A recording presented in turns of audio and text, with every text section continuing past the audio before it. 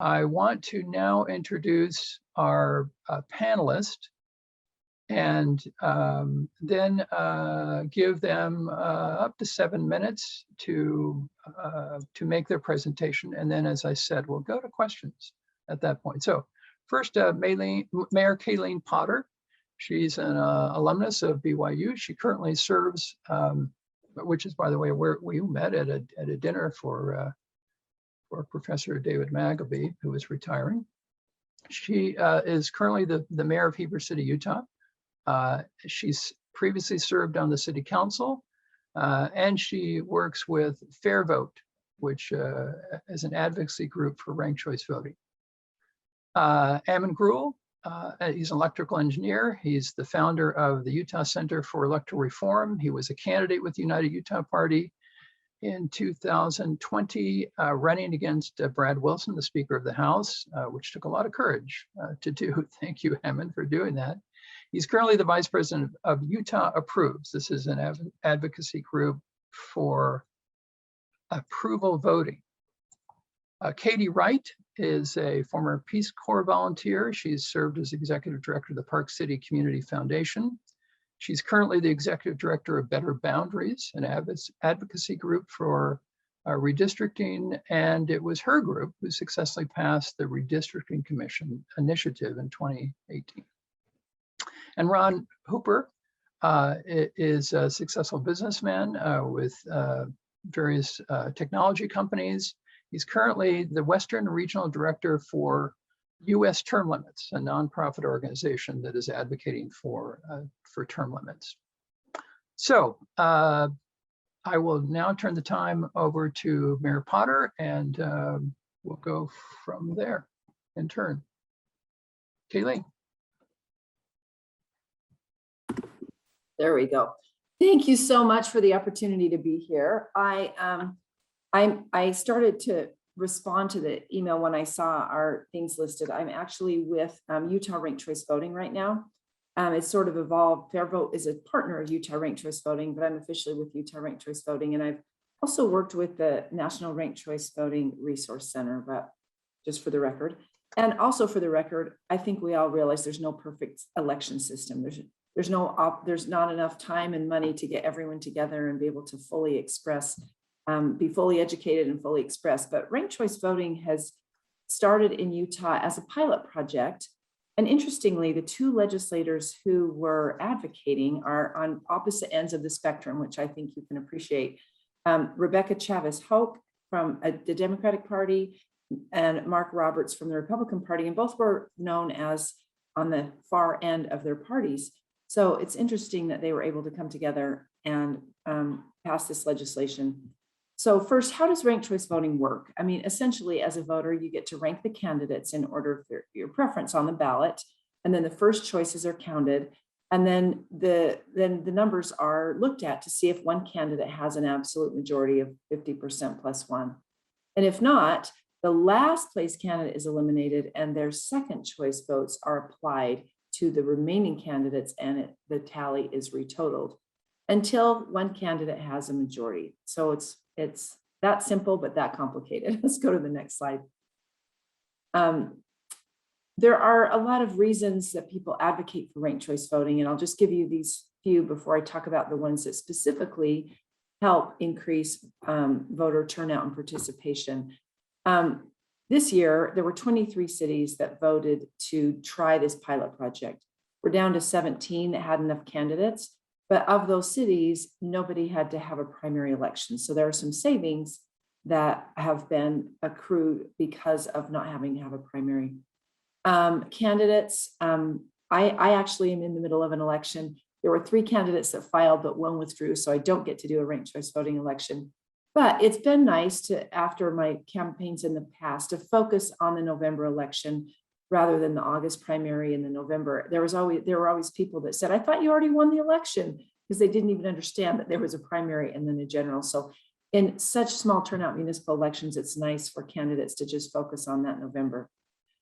Utah has a system, ES&S, that's all ready to go with ranked choice voting. All right, let's go to the next one. voters can more fully express their will. So often in a traditional election, we find people trying to game the system, or like in Heber this year, we had a couple candidates drop out. And in the past, we've had that happen where their name's already on the ballot and they come out with 10 to 20% of the vote, which has affected the outcome of the elections. So in that case, candidates don't have to look at, oh gosh, if I vote for so-and-so, my vote might be wasted because they're not favored to win. But they can confidently say, that's who I really want. But if that person doesn't get enough votes, their second choice vote would be applied to other candidates. So there's none of that strategizing. Voters can just pick who they really like. And again, the winner is the majority. By the time it goes through the different rounds, ultimately somebody has to have over 50%. And that is a positive thing because you don't get someone elected who maybe only has 20 or 30% of the support of the electorate. And again, the spoiler effect, I think in Heber, we could probably argue that 65, 70% of the people are fairly conservative. But if 3 candidates split that vote, someone would be able to win with a smaller vote. Now that doesn't address the conversation about representation of the minority, but it does create a situation where someone who is really a long shot candidate does not draw votes away from a candidate who's preferred. One of the other great things is, as a candidate, you can't come out and say, hey, those guys are all jerks, you got to pick me. You have to moderate that by saying, okay, if so-and-so is your first choice, would you consider me for your second choice? And that has shown nationwide to change the narrative a little bit and the dialogue. There have been candidates who've campaigned together and said, hey, if you don't like him, pick me for first choice. But if you do, pick me for your second choice. So you see, not always, but you see a little bit of different type of campaigns when candidates have to think about getting second choice votes from people who don't choose them for their first choice. It also helps voters have to look a little bit deeper. Yeah, let's go forward and I'll give you some results. In Payson and Vineyard in 2019, we did some after election surveys, and it was found that 86% of the voters said they liked ranked choice voting very much, and it was somewhat easy to use. There were only 4.2 that, or they thought it was very easy or somewhat easy. And 82.5% said it should be used in future elections. Scroll forward one more time. Of the candidates, 87.5% said they had a positive impression of ranked choice voting. And there were no candidates who said negative. There were some that had a neutral impression. And 75% said, yeah, we want you to continue using ranked choice voting in future elections. It made a lot of sense. I actually was standing at the polling places as the people were dropping off their ballots, just talking to voters, and they didn't know where I was from, but we did see a lot of positive impressions and people that really felt like they got to get in there and, get more than just one shot at an election if that person wasn't going to make it. So this year, we want to scroll one more time. These are the 23 cities whose city councils voted to use ranked choice voting. Like I said, there were a few of these who, some of the smaller ones, didn't have enough candidates to actually need to implement a ranked choice voting election, but they support it and wanted to try it out. So with that, we can scroll to the final slide. And that just gives some information. You can go to UtahRankedChoiceVoting.com, UtahRCV.com. The state's lieutenant governor's website is rankthevoteutah.org. There's a great video on there.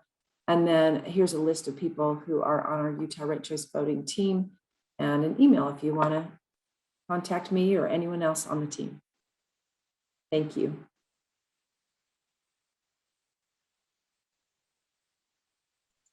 Thank you, Ammon. Richard, just before we move on, there was a question from one of the participants we could maybe address before we move on. Well, we were going to take the questions after everyone had a chance, after the panelists all had a chance. So yeah, we'll take it, but let's let everyone go first. The panelists go first. Sounds good. Just a moment, Ammon.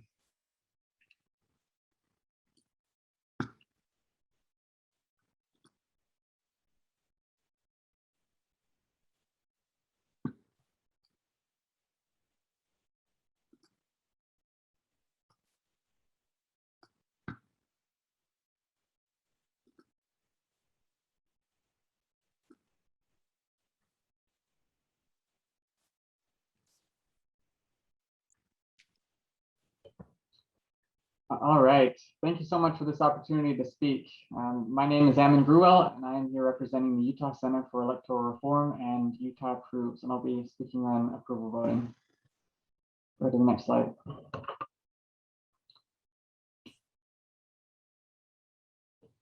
All right, so approval voting is simply being able to vote for as many candidates as you like. Even if you're only electing one person, you can express approval for multiple people. And if you would be happy with multiple people winning, then you would vote for all of them. And then simply those votes are counted up, just like votes are counted up today, and the candidate with the most votes wins. And there's a lot of other advantages to this voting method. So go click through a few bullets here, Jared. So first, it motivates honest voting, and we'll discuss each of these in more detail through the presentation. So go ahead and click through a few of these. It avoids vote splitting and spoiled elections. It's simple to implement. It results in higher winning mandates. And finally, it shows true support for third parties. And all these things are things that would increase and enable voters and increase voter participation as well. Go ahead, next slide. All right, so let's go through a sample approval voting election really quick. So let's say that your favorite candidate in the race is Lynn, but according to polling, Denzel and Elena are the front runners. So just like voting today, it's advantageous to support your favorite front runner. So go ahead and click a couple times here, Jared. And so let's say we vote for Elena. Well, we do that just so that we can have the most effect in the outcome of the election, since they are the front runners. But if you do that, there's no reason to not also support your favorite candidate. There's no way that voting for your favorite candidate, Lynn, in this case, could in any way hurt your preferred frontrunner, Elena. And the only way it could hurt it is if Lynn actually won, which would be your preferred scenario anyway. So you have different options here. You could just support Lynn. If she's a long shot candidate, then you wouldn't have as much say in who ultimately wins. But you can always support your favorite candidate no matter what. Go ahead and go to the next slide. So with plurality voting, you end up with spoiled elections. So maybe a long shot third party candidate takes a few votes from a major party candidate and throws the election. There's also scenarios where there's vote splitting, like in this example here. You can see that about 60% of the voters are yellow and 40% are green. But then suddenly you have a second yellow candidate jump in the race, and suddenly that yellow vote is split, and you end up with the green candidate winning. So obviously this is not an ideal scenario. So with approval voting, those yellow voters could simply approve of both yellow candidates, and you'd end up with a yellow candidate winner. And that is all done without needing multiple rounds or any transferring of votes between candidates. Go ahead and go to the next slide. So approval voting is very, very simple to implement, and this is one of its biggest benefits. To use approval voting, we literally just change a couple words at the top of your ballot, from vote for one to vote for all you approve of, or one or more. It doesn't require any new voting machines. There's no special software or training or big education campaigns. There's no votes that are reallocated or moved during counting at all. And it works very well with mail-in voting because it doesn't lengthen your ballot significantly to 2-3 pages of ballot. Go ahead and go to the next slide. So approval voting also results in much higher winning mandates. Granted, it doesn't necessarily guarantee a winner gets a majority, but in all the approval voting elections that have taken place in recent years, the winner does end up with a majority. So most of you are familiar with the 2020 Utah Republican gubernatorial primary, in which Spencer Cox won with only 36% of the vote, a little over a third. Now, is that really how many voters actually approved of him or liked him? That's unlikely, but the field was split widely between 4 candidates. Next bullet. And so compare that to the 2021 St. Louis mayoral primary, in which again, there were 4 candidates splitting the field, but the winner, Tashara Jones, won with 57% of the vote, a very strong winning mandate, a mandate that allows you to lead and speak for a large portion of the population as you're leading. Even the third place candidate, Lewis Reed, got more vote than Spencer Cox in our gubernatorial primary. So that higher winning mandate is really important as an elected leader. Next slide.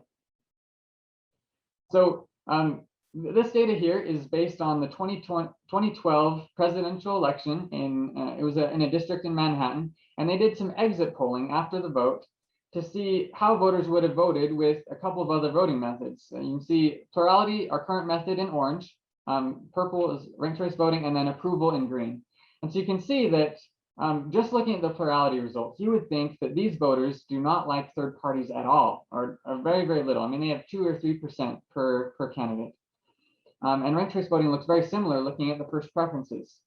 But you look at approval results, and you can see that, in fact, in this case, Jill Stein, for example, she went from 2 or 3% up to above 50% approval in that district. So you can see there was actually significant support for third-party candidates. And that only shines through when you use approval voting. Next bullet here.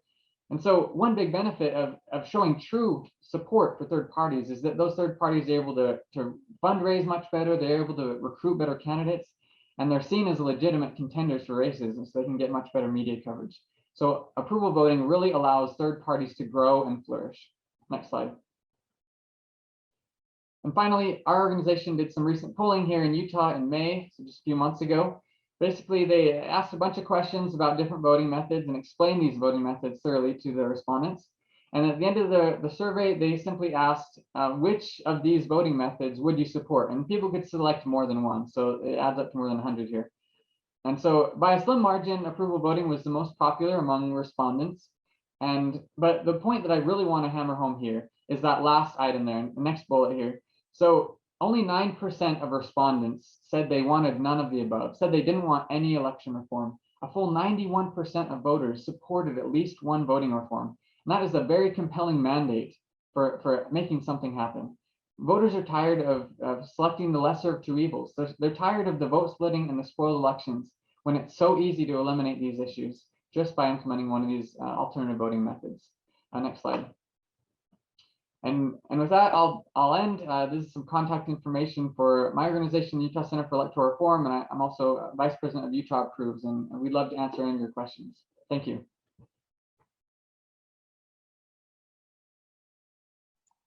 Thank you very much, Em and Katie.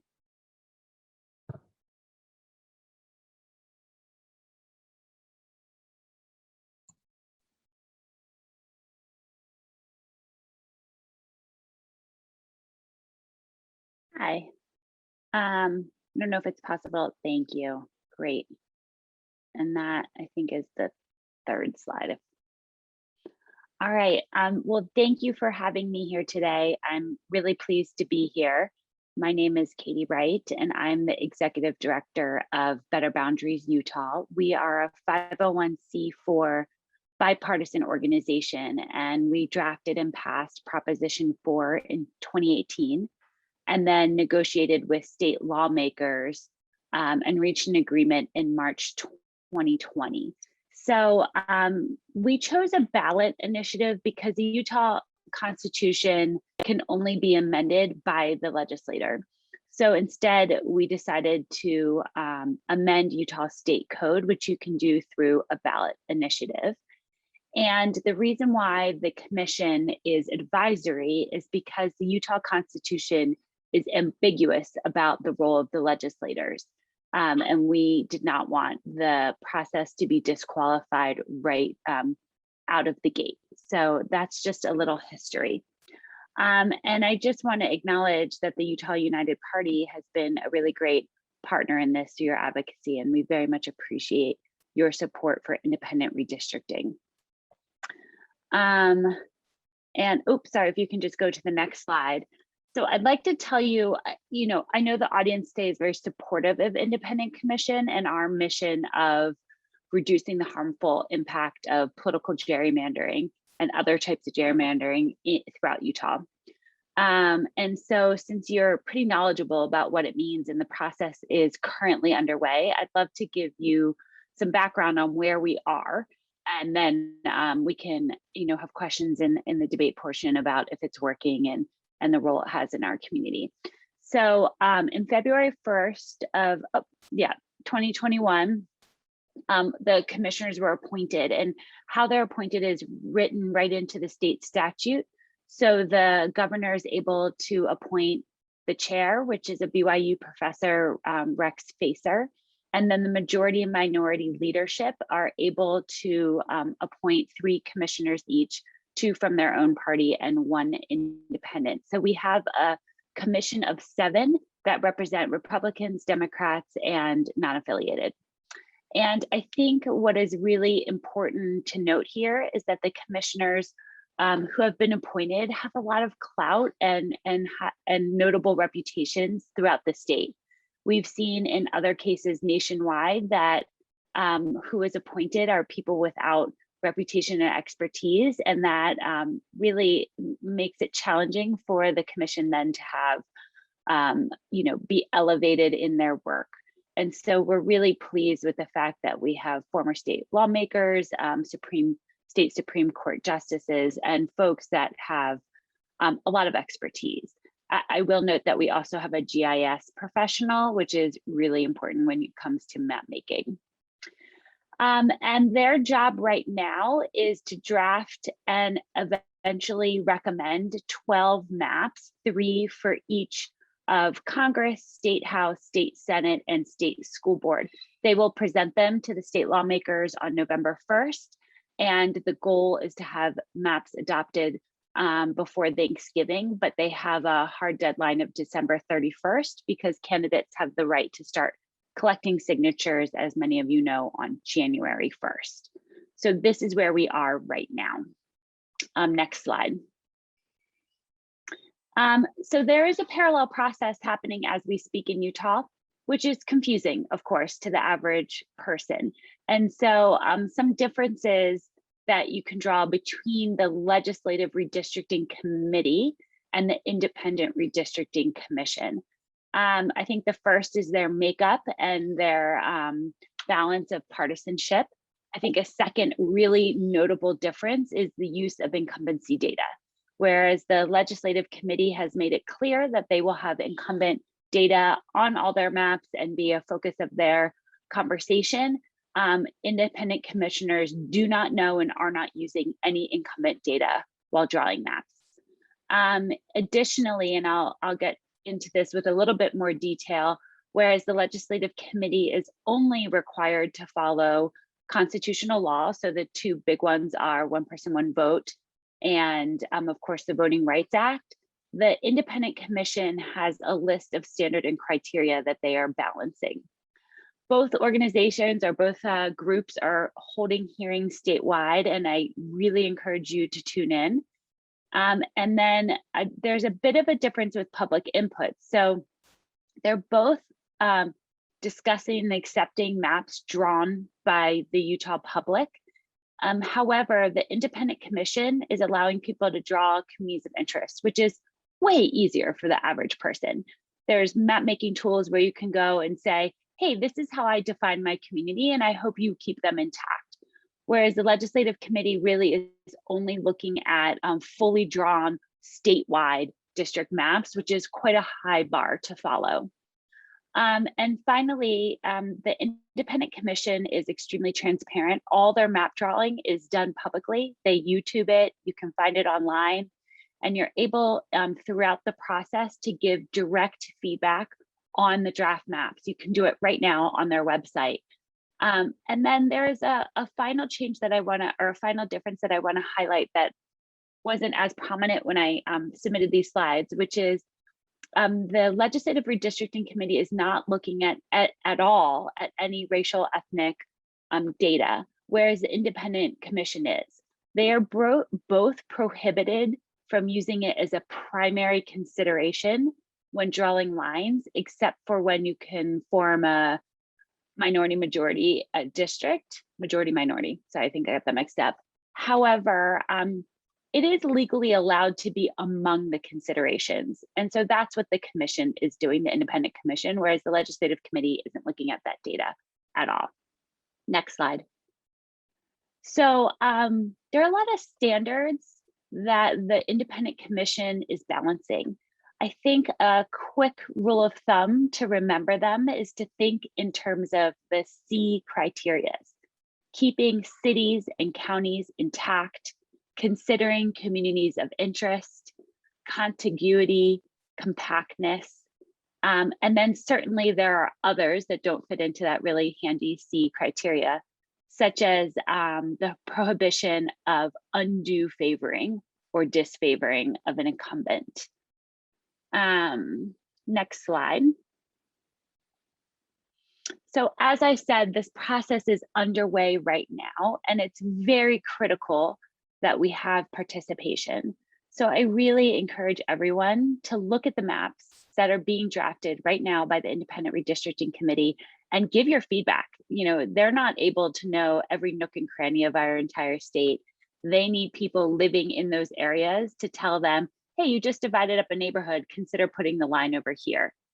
They want that feedback. They're actually taking it and creating it as a data layer that they use in their software. And so it's really critical that they hear from people. So you can go online, you can attend independent commission meetings, and then certainly at Better Boundaries, we are looking for volunteers to encourage participation. Next slide. So as I mentioned, our goal is to have state maps that are adopted that really represent Utahans and reduce harmful gerrymandering. And we're looking for help across the whole state to get this done. We do a lot of grassroots organization and lobbying. And if you want to stay up to date as the process unfolds, we have a podcast. You can search Better Boundaries podcast on Spotify or Apple to keep up to date on the meetings and how things are progressing. And thank you again for having me here. And I'm loving learning about all of these other reform efforts.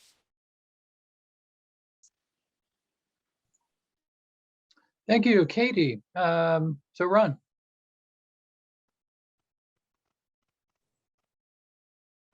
All right. So my name is Ron Hooper, and I am the regional director with U.S. Term Limits. Just a little bit about U.S. Term Limits. We go back a long ways. We worked with up to 23 states to term limit their own. And I want to say to begin with, we are strictly focused on congressional term limits. And so we are the same company that got 23 states to, through ballot measure, to restrict and term limit their own congressional members, both houses. That was overturned in 1995 when we were sued by an Arkansas attorney in U.S. Term Limits versus Thornton. And they ruled that it needed to be like a 22nd Amendment that limits the president. And so we have been working on that trail ever since. This is one of the most highly popular voter initiatives out there is term limits on Congress.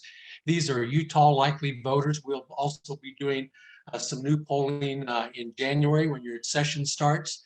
But we've always been popular, 97% with Republicans, 86% with independents, and 83% with Democrats. And our growth really has been with independents and Democrats. In fact, we've seen our largest growth in those particular areas. Next slide, please. Congress enjoys a sub 14% approval rate, and yet they get reelected at 95%. Those numbers have distance in the most recent information that we have. And so when you take a look at it, you can see that the advantage for incumbent is overwhelming compared to anyone that would challenge them. In fact, really what happens is we don't necessarily get our best and brightest because the cost of challenging an incumbent, we call it death or indictment. And that's just about what it takes to not be elected. And sometimes that doesn't even count. And so our best and our brightest really don't take the time to really, or the exposure to really go and challenge those things. And so when you take a look at really what's happening in Congress, most elected in both houses leave after the first 10 or 12 years. It's the other end of it because they realize it takes probably 20 years before they get into any position of power. Next slide. And the cost of elections have just gone out of sight. In fact, the most recent information we got from open source for 2014 showed that a Senate race was in $15.7 million to win a Senate race. And you can see that the old days, what was meant by the founders were friends and families would come together that raise enough capital, and usually races could be won with $30,000, $40,000, $50,000. Those days are gone. The cost of re-election has just gone through the roof. Next slide. And so the whole goal of term limits is this, number one, to have regular competitive elections. I'm just going to touch on a couple of these. The most competitive elections that we see are open races, and we really look for that. We're very active in Utah in your races because we work with both houses of your state legislature to pass our resolution. We'll talk about what that is here in just a second. But we look for open races. That's where the incumbent isn't running. And those are the most fair and honest and straightforward and cost-effective elections out there. With term limits, you would ensure that every term period of time. It induces new people and new ideas, better representation of the people. Something happens when you go to Washington, D.C. for more than 10 years. You lose that touch with your people. You become part of that organization.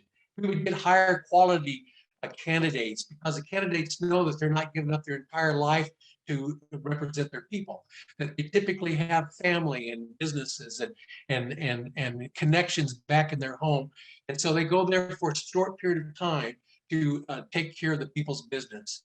Improves transparency, educates their political group, reduces corruption. We have all kinds of materials on how term limits the reach of lobbyists. Jack Abramoff, one of the most noted lobbyists we've had actually written an article for us and talked about the fact that if they had to reinvest every 8 to 10 years, it wouldn't be financially viable for them. Voter demand is high and increasing, especially as Congress becomes more and more out of control. It improves access to electoral process, broadens the range of experiences, and reduces special interest because it just takes too much to get embedded with an ever-changing group of candidates and elected officials. Next slide, please. Article 5 of the U.S. Constitution is real simple. And so what happens is this is really the snap-back provision that allows states, because Congress can't do this, even though Congress with 2/3 of both houses can propose an amendment, it still takes 38 states to pass it. That's a high mark. It's not easily passed. And that's done by the states. This is Article 5. It's about 150 words, easy to understand. It gives us an opportunity to really propose amendments. How do we propose? It takes 34 states. We have 17 now, plus another 4. And so that's where we are currently. It takes 34 states just to propose it. Congress, any congressman can propose an amendment to the Constitution. There's been about 12,000 of them. Obviously, not very many of them reach that high bar of 2/3 of both houses. The last one was the Equal Rights Amendment, and it never was ratified. It got up to 35 states. Even when they extended an additional 10 years, it never did pass. And that was a simple concept of equal rights for women. But it just shows you that 38 states to ratify is a high mark.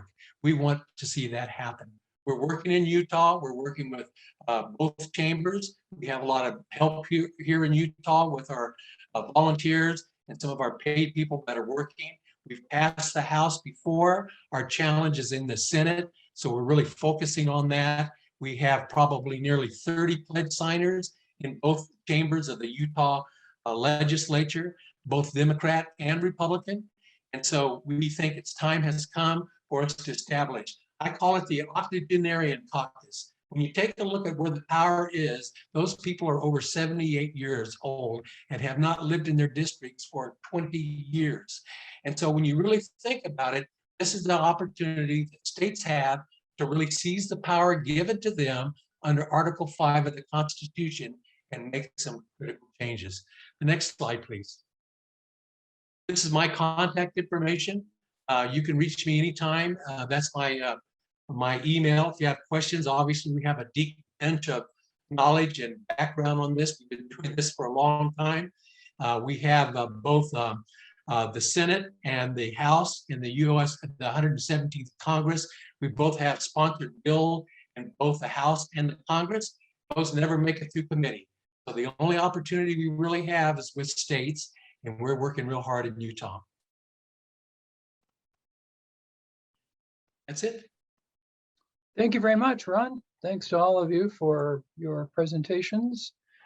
And is there anything, before we get into the questions from the attendees, is there any response that any of you would like to give to the others' presentations?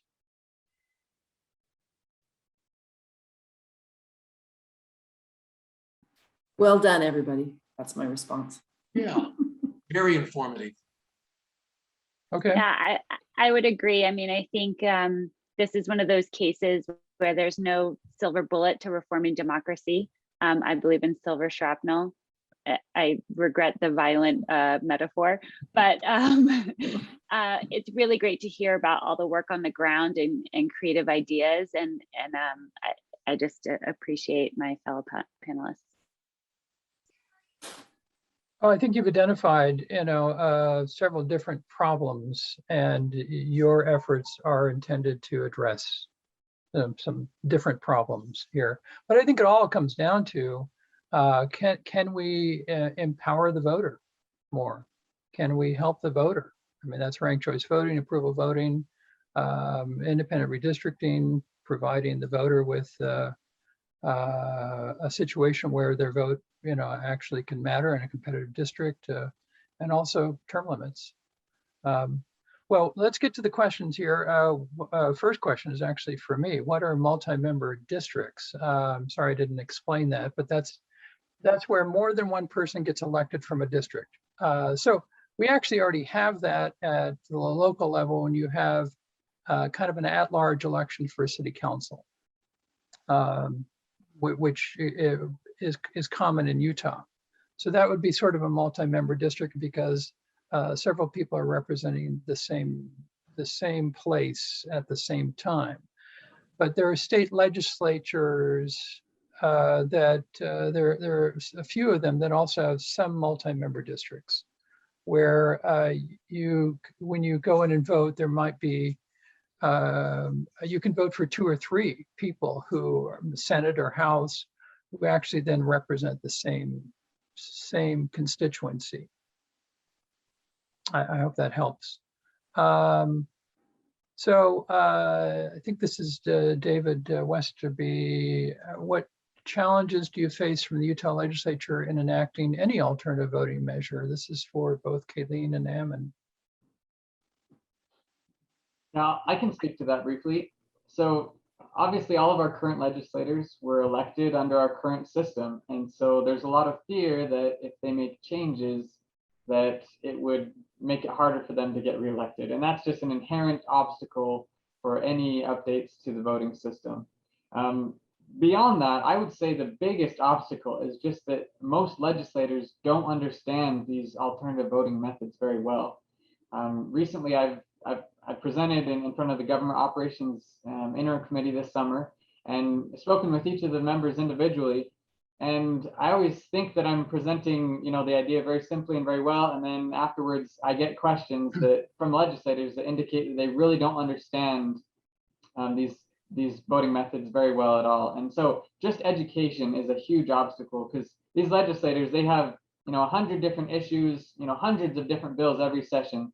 And so they just don't have the time to devote to really understand these different voting methods very well. I would agree with Ammon. I think it's human nature for people to look at these things in their own interest of themselves as an elected official or their political party. But one other thing that's been interesting dynamic is, with ranked choice voting, Utah has a lot of cities doing ranked choice voting for a very conservative state.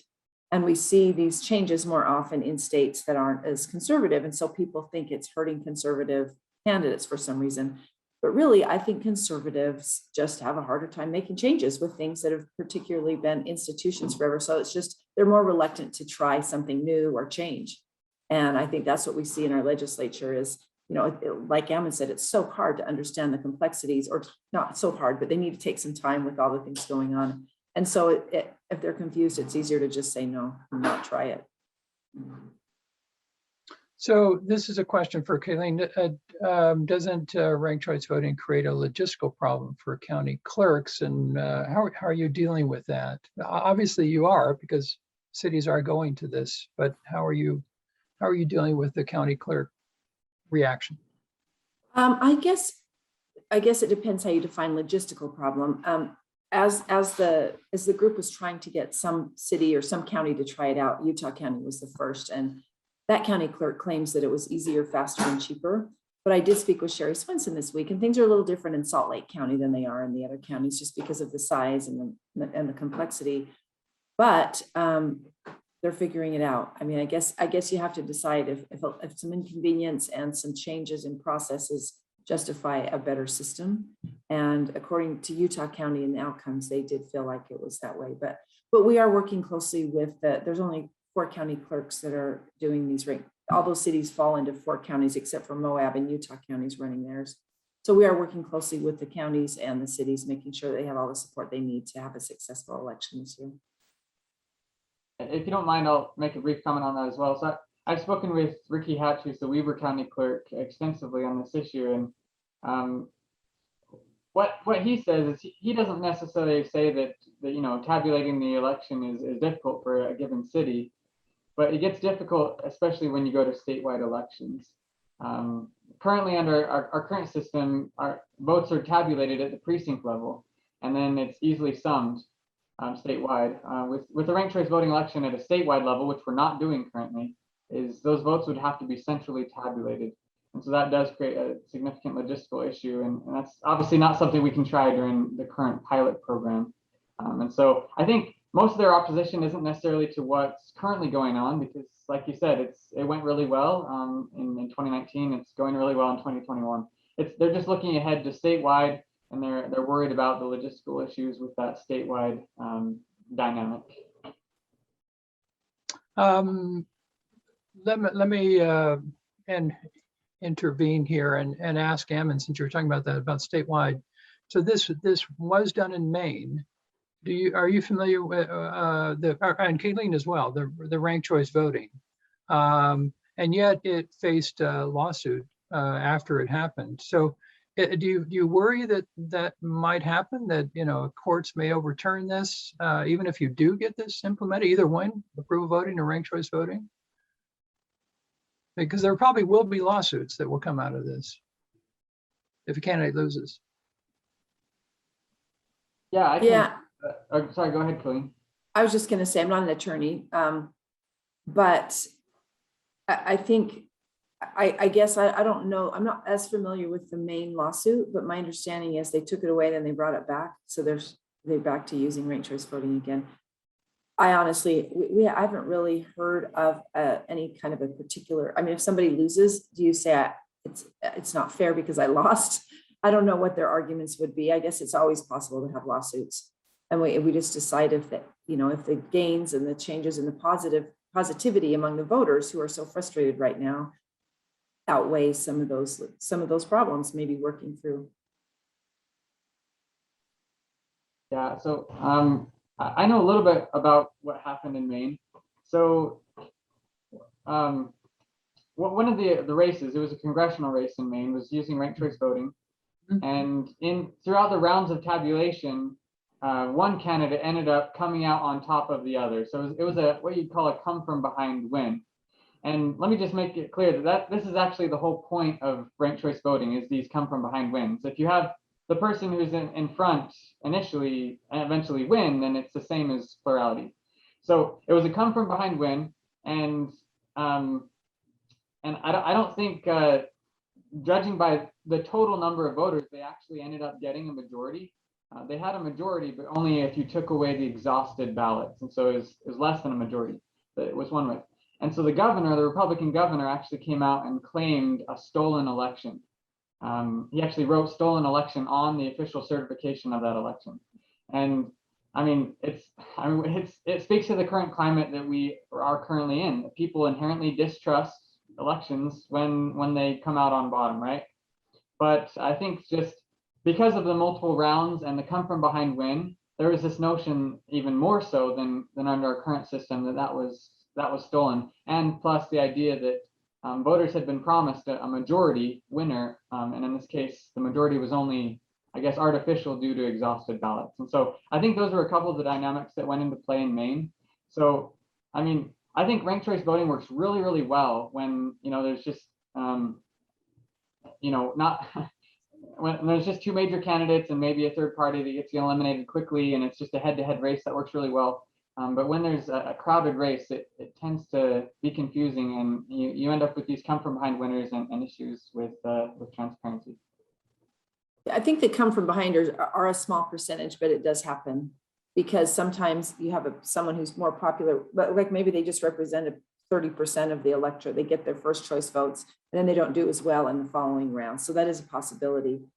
But again, it's the voters speaking the way they want it to be.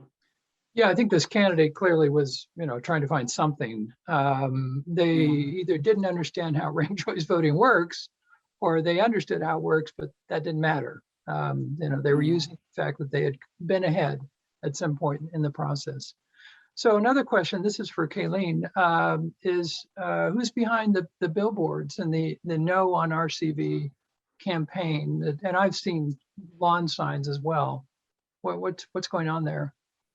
I know there's a group registered as a corporation, Utah Election Integrity, and under a guy named Philip Snellgrove. I don't know who else is working with him, but I think that's the group that's campaigning against ranked choice voting. But you don't really know anything about who they are or why they oppose it? I know there were some people in there was an elected official in Utah County and who was part of the county Republican Party. I think their main argument they're saying is one person, one vote, because they're looking at it like, well, if you have a vote for someone and that person's gone, you're getting a second vote. I think that's their main argument against ranked choice voting that I'm aware of. I do know that one of the legislators who supported it met with them recently, and they did back down on some of their claims and agreed that they weren't accurate. So I'm not sure what their next round of campaigning is going to be based on.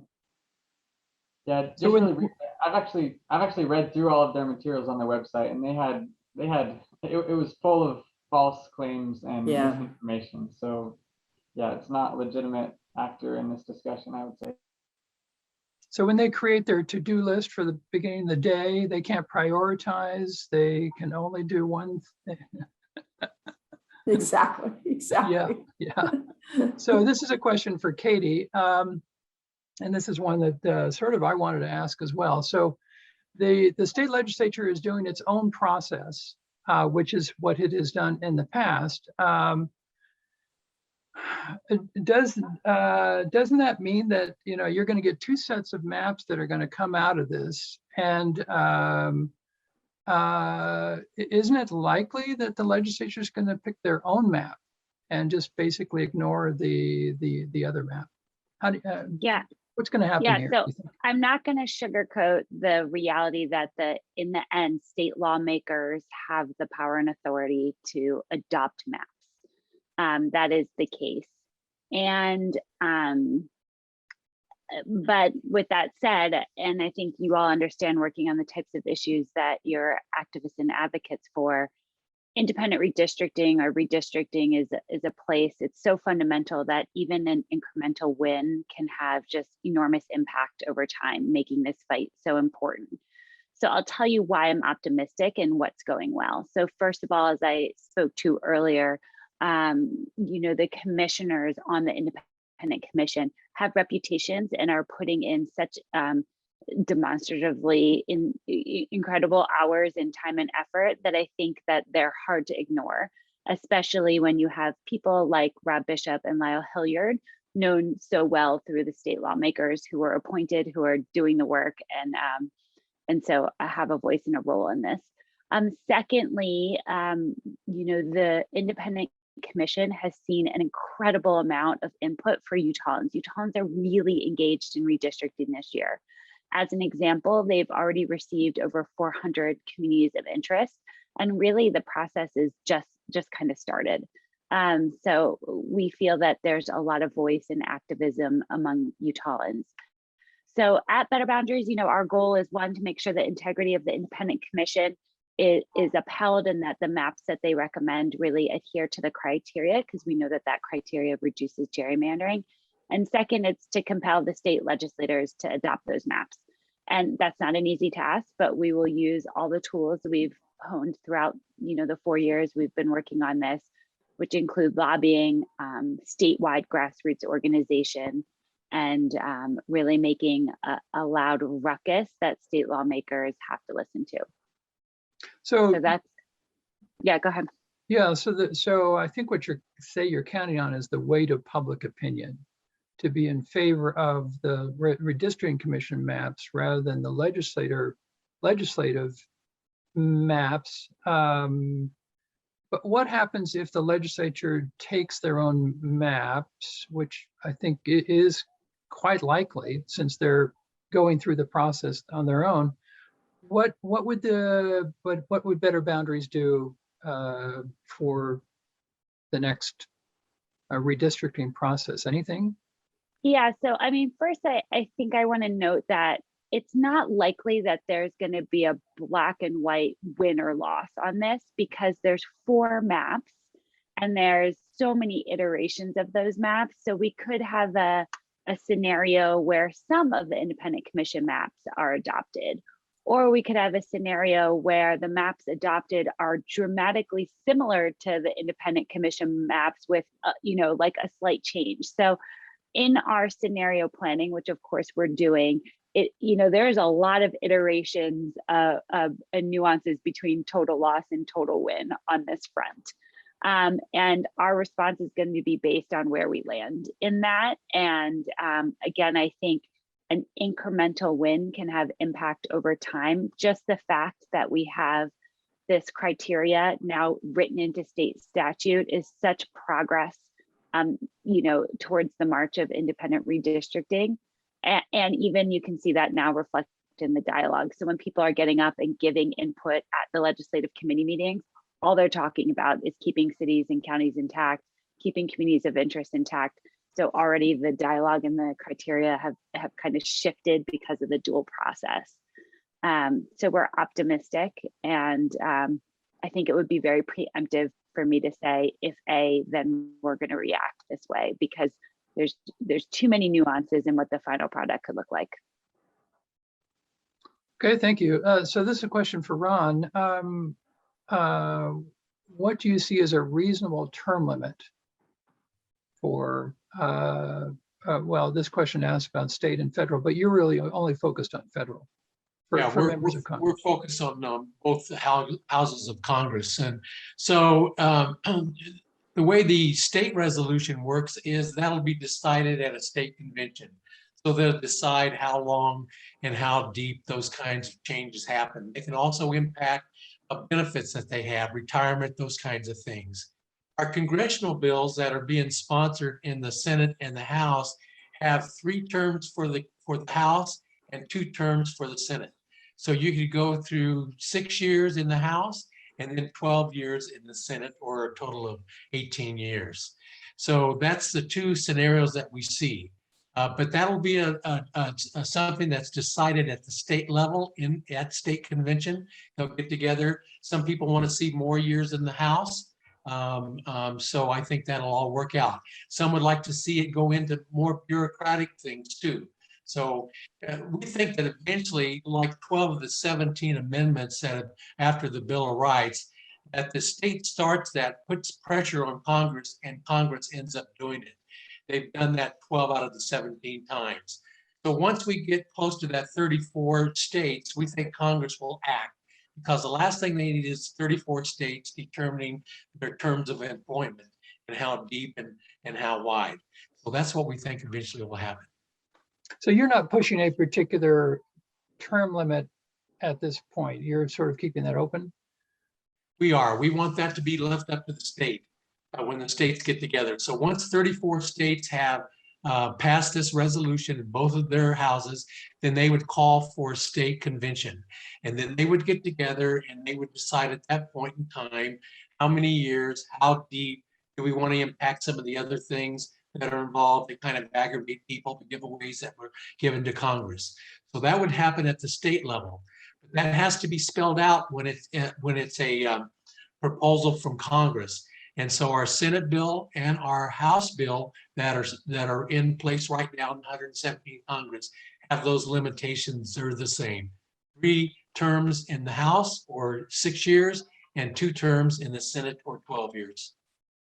So what happens if Congress does not act, and what you're calling for resolutions at the state legislative level for a convention that would actually result in a change?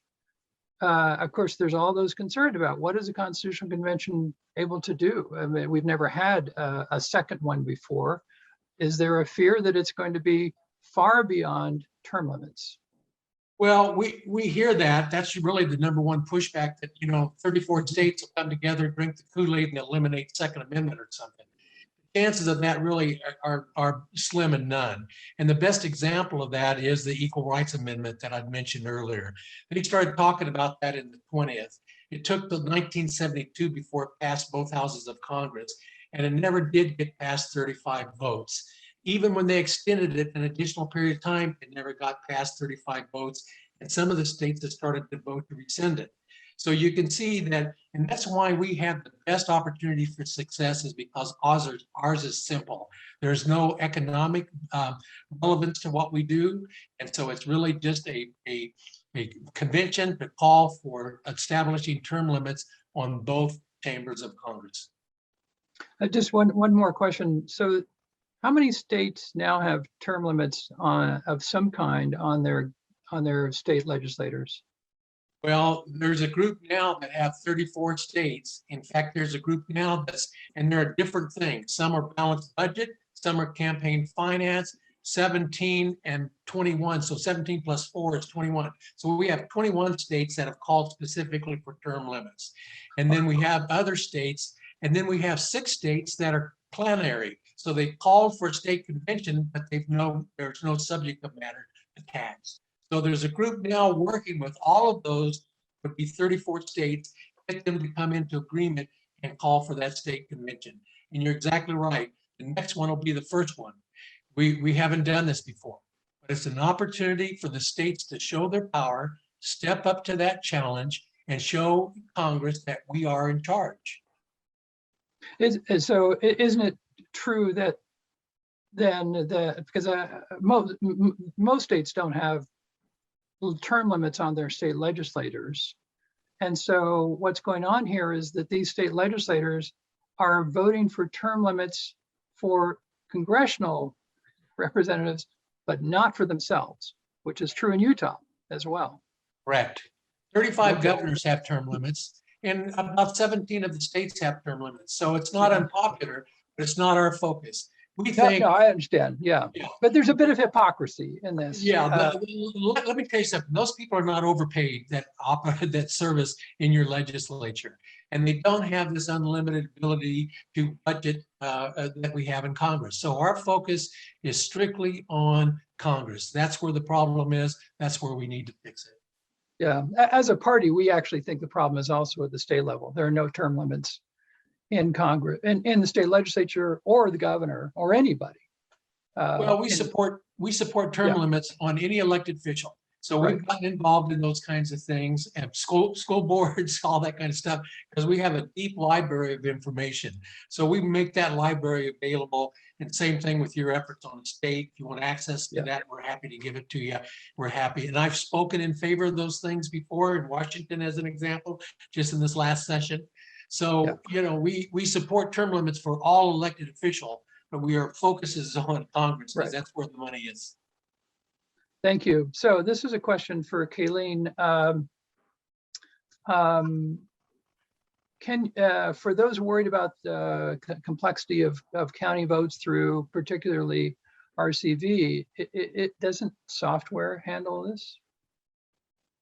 Yeah, so currently the Resource Center provides something called the Ranked Choice Voting Resource Tabulator. And what Utah County did last time is they just have their normal system, and they have a cast vote record. And then that cast vote record is run through the tabulator. It took them a few extra minutes.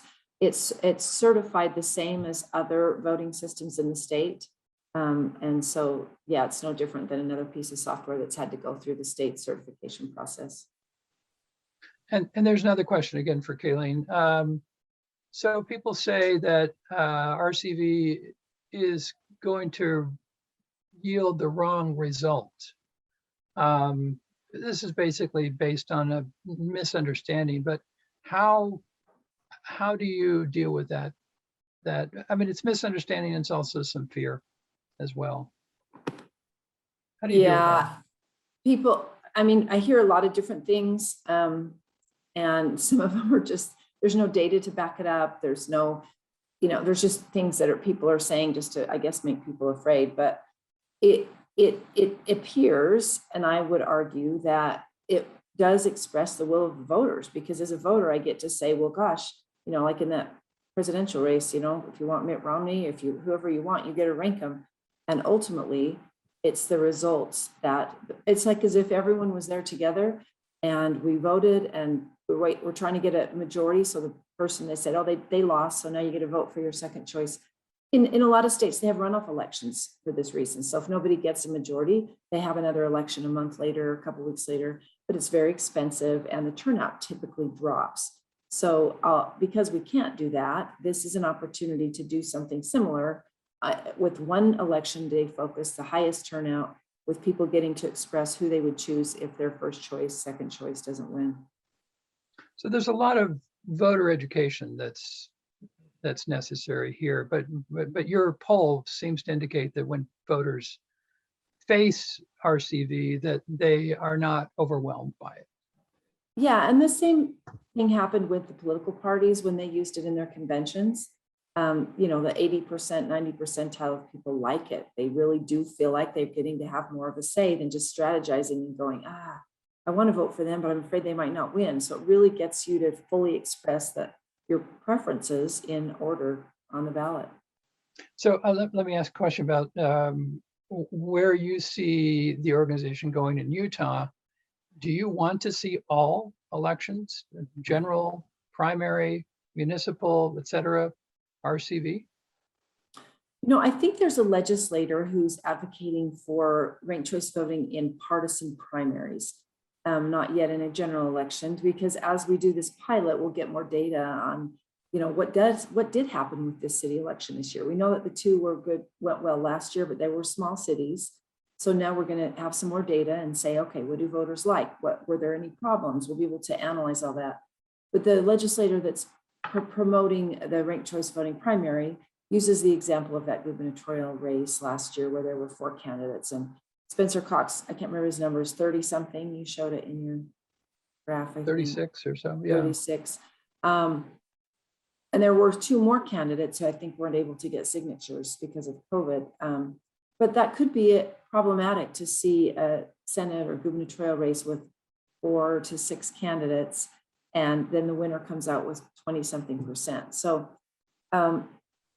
yeah, I think I do support that notion. I don't know if the legislature will approve it. I'm not sure yet about general elections. It does change the dynamic because you're looking at all the different political parties on a general election ballot as opposed to a partisan primary. But I think the next push, if this goes well, would be to adopt it for partisan primaries, but we'll see how that goes in the legislature.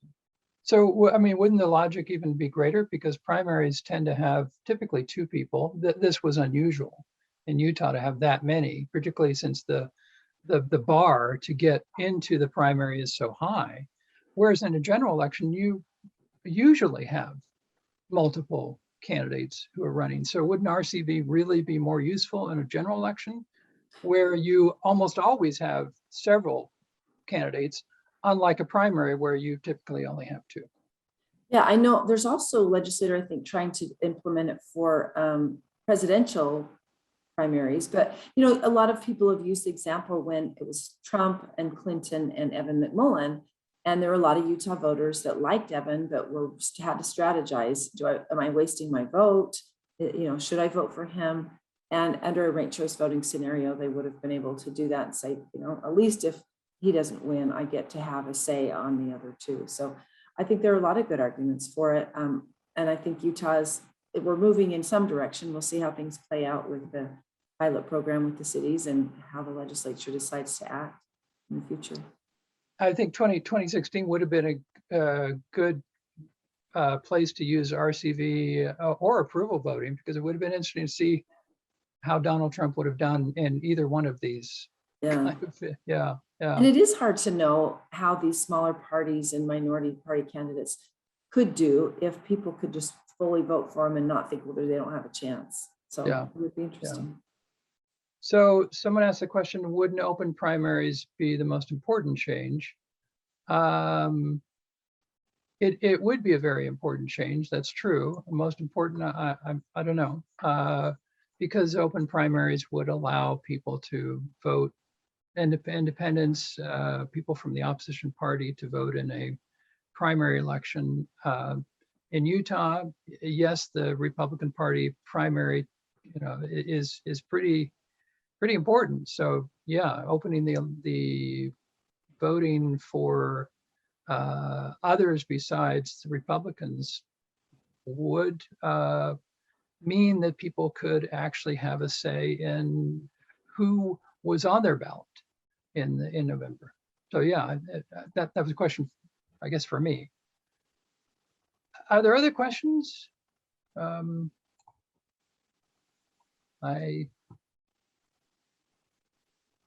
okay, here's one.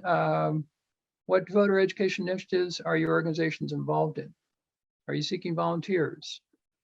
This would be for everybody on the panel here, which is kind of obvious, right? Don't you like volunteers? Wouldn't you like volunteers? Go ahead.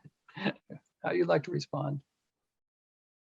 Yes, we need and are seeking volunteers. We're doing a lot of outreach across the state to anyone who signed our initiative to get it on the ballot, because they represent Utah and statewide, and they're a great universe for us to work in terms of activating for this current redistricting commission. So that means phone banking, which you can do from home, and other tasks. So you can email me or my organizer. He's wonderful. His name is Kyle at betterboundaries.org. Would you be willing to put contact information in the chat now? That way, Absolutely. those who would like to. So Kaylene, Ron, Ammon, and part of that was voter education. Yeah, sort of what are you doing on voter education and as well as volunteers? I'll go. So one of my main responsibilities right now is voter education and outreach. And although it's the main responsibility of the cities, we are supporting them in their efforts. So what's happening, it varies from larger to small cities, but there's a lot of social media. The Lieutenant Governor's office has also provided materials for those cities. Many people in those cities will see direct mailers coming soon. There will be an insert in the ballot.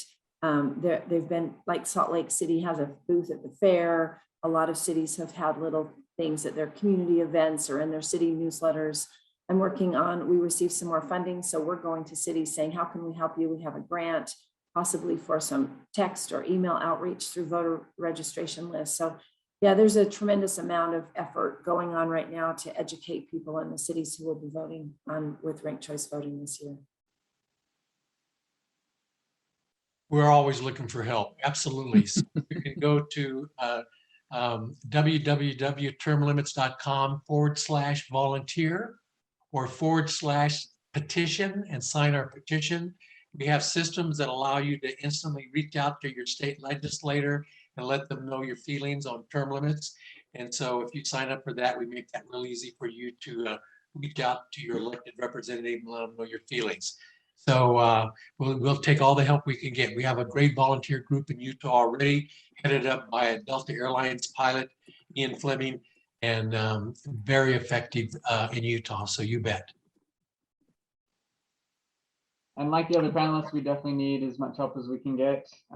Most of our efforts have been contacting legislators and getting information out about approval. Approval voting is just dead simple. It's deceptively simple, but yet still a large majority of the state doesn't know what it is. And so any help we can get with social media or contacting legislators, the best way to get plugged in is to sign up as a volunteer at utahapproves.org. And I'll put that in the chat here.